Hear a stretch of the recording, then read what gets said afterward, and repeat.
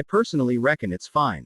Couple of points I like to make here are hygiene of eggs. Make sure you wash your eggs before you cook, as surface of egg can be very dirty. Maybe put the eggs in with cold water. Otherwise, put the eggs when the water is hot, may crack the eggs. Salmonella can't survive boiling water, it would get killed at that temperature. It should be fine to boil everything in the same pot.